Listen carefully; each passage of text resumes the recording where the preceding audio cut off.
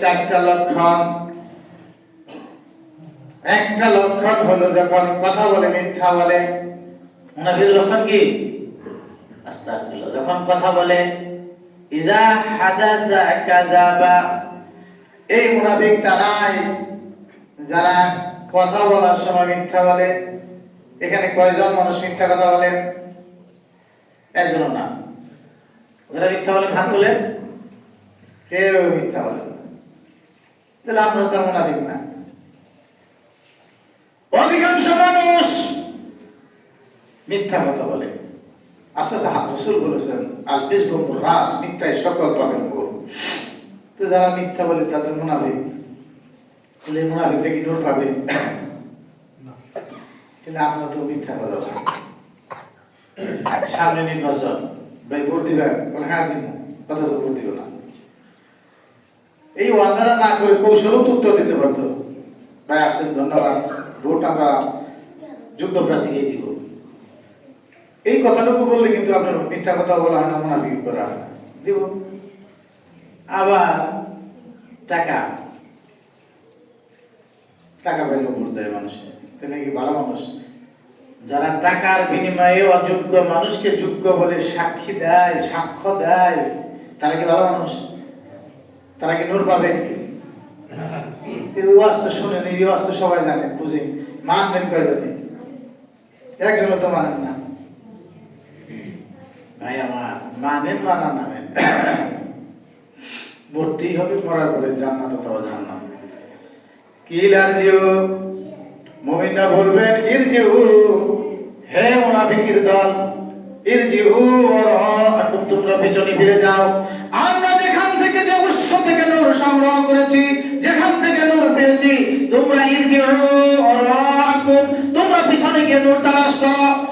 ফালতাসিমু নূরা, সেখান থেকে নূর নিয়ে আসো। ফাদরিবা বাইনা বিসুরুল লাহু বাব। এই কথা বলা শেষ, মুমিন মানুষের সাথে মুনাফিকদের একটা ভাব পাল্টা হয়ে যাবে। সুবহানাল্লাহ। আর মুনাফিকরা মুমিনদের খুঁজে পাবে না। পাবে?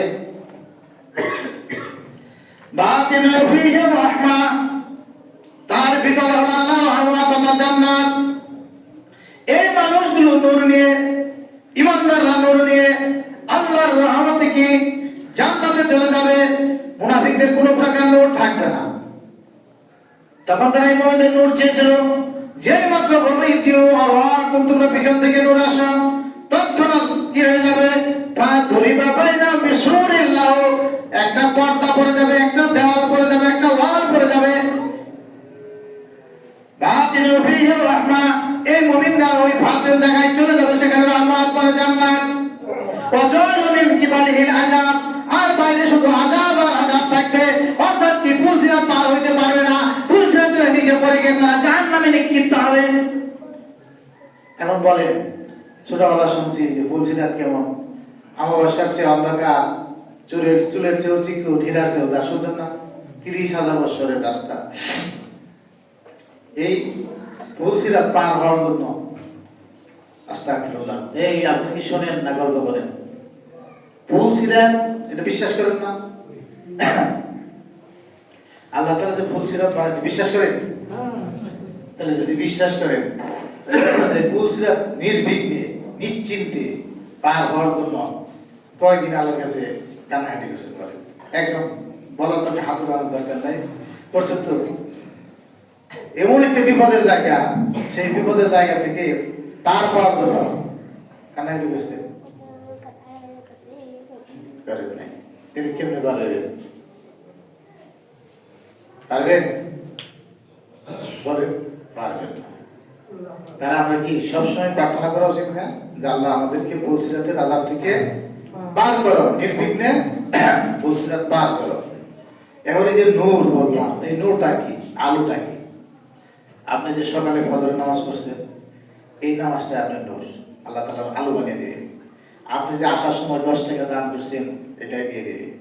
এই যে মসজিদে এসে একটা বাতি কিনা দিলেন, এটাই দিয়ে দেবে, আল্লাহ তাআলা নূর বানিয়ে দেবে। এই যে বাপ মার খেদমত করবেন, এটা আল্লাহ তাআলা নূর বানিয়ে দেবেন। এই যে জিনা করেন না, পর নারীর দিকে তাকান না, এইটাকে আল্লাহ নূর বানিয়ে দেবেন। কথা বুঝতে পেরেছেন? সমস্ত ভালো কাজটা আল্লাহ তাআলা নূর হিসাবে কবুল করবেন।